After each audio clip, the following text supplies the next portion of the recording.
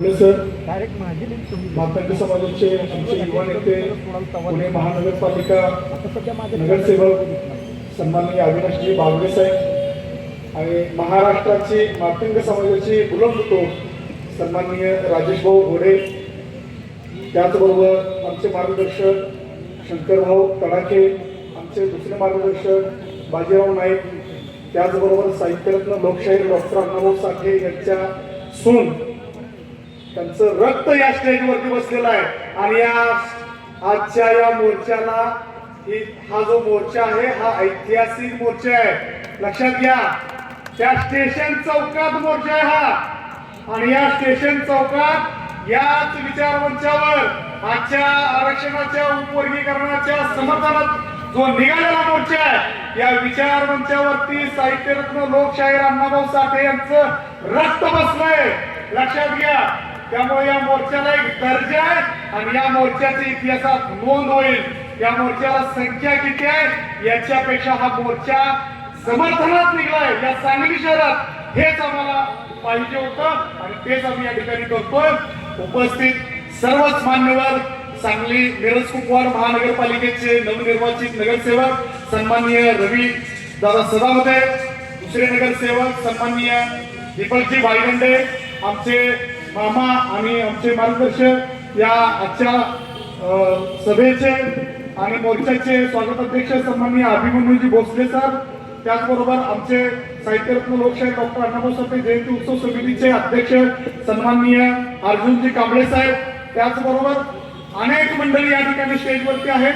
आणि या मोर्चाच्या निमित्ताने अहोरात्र बैठका घेऊन तळागाळात गावखेडे वाड्या वस्त्यावरती जाऊन सर्वांना या मोर्चात सहभागी होण्यासाठी जे अहोरात्र कष्ट केलं ते आमचे मित्रबंधू मातंग समाजाचे युवा नेते संदीपजी पाठोळे, संदीप तात्या ठोंबरे आणि सगळीच मंडळी या ठिकाणी. आज विपुलदादा वगैरे असेल, आम्ही सगळ्यांचा या ठिकाणी उल्लेख करत नाही, आपल्याला वेळ कमी आहे. मी सगळ्यांचं मनापासून या ठिकाणी आभार मानतो आणि आज तुमच्या समोर मी या ठिकाणी नतमस्तक होतो.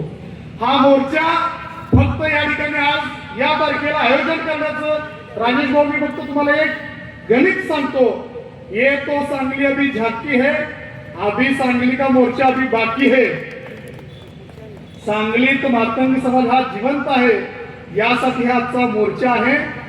आपण मुंबईला मातंग समाजाची एक व्यापक बैठक झाली आणि त्या बैठकीमध्ये नांदेड मुखेडवरून एक आपला कार्यकर्ता आला होता, जवळजवळ 250-300 लोकांना घेऊन आझाद मैदानच्या मोर्चामध्ये. आणि त्या ठिकाणी त्याचे कपडे पावसानं भिजले होते, त्याच्या अंगावरती चिखल उठला होता आणि तो माईक घेऊन त्या आपल्या मोर्चा बैठकीमध्ये म्हणाला, विदर्भ मराठवाडा पुणे मुंबईतून आम्ही मागण्यांच्या चळवळी उभा करायच्या, बायका पोरं सकट घ्यायची, म्हातारी कोतारी घ्यायची, लेकरबाळी घ्यायची, रस्त्यावर उतरायचा, संघर्ष करायचा. आणि ही सांगली आणि कोल्हापूरवाली येत्यात, मोठं मोठं बोलत्यात आणि सांगलीत आणि कोल्हापुरात का मोर्चा काढणार.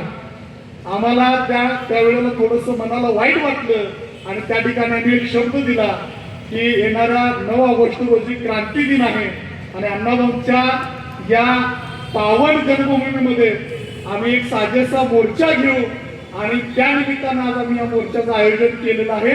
त्यामुळे मोर्चाला गर्दीपेक्षा या ठिकाणी गर्दी बसलेत, यामुळं हा मोर्चा आपला इतिहासात नोंद होणार आहे. याचे सगळ्याचे साक्षीदार आपण सगळेजण झालो, लक्षात घ्या. आला लक्षात. त्यामुळं आलेल्या सर्व मान्यवरांचं मी स्वागत करतो. लक्षात घ्या, सळसळत रक्त लहुजींचा भक्त, सळसळत रक्त लहुजींचा भक्त, कपाळी पिवळा पिळा, अरे आलं आलं वादळ आरक्षण उपवर्गीकरणाचं, अरे आलं वादळ आरक्षण उपवर्गीकरणाचं, कोण अडविल या वादळा, जर कुणी आला चढवा तर त्याचा वाजू आम्ही खुळखुळा. त्यामुळं आरक्षण उपवर्गीकरण हे होणार आहे. आरक्षण उपवर्गीकरणाचा लढा हा अंतिम टप्प्यात आहे आणि हे आरक्षण उपवर्गीकरण झाल्याशिवाय, आम्ही ते मागणी मान्य करून घेतल्याशिवाय आम्ही स्वस्थ बसणार नाही. हा लढा आम्ही अधिक तीव्रतेने तीव्र करू. आजपासून आम्ही या ठिकाणी आम्ही सगळ्यांना सांगतोय, की गाव खेड्यावाला वस्त्यापर्यंत आम्ही पोहोचू, शहराच्या ठिकाणी पोहोचू, जिथे जिथं मातंग समाज आहे, आमचा अनुसूचित जातीचा लाभ वंचित घटक आहे, तिथपर्यंत पोहोचण्याचा आम्ही काम करू आणि त्या बांधवांना, माता भगिनीला आम्ही समजून सांगू की हे उपवर्गीकरण काय आहे आणि या लढ्यामध्ये आपण सहभागी झालं पाहिजे.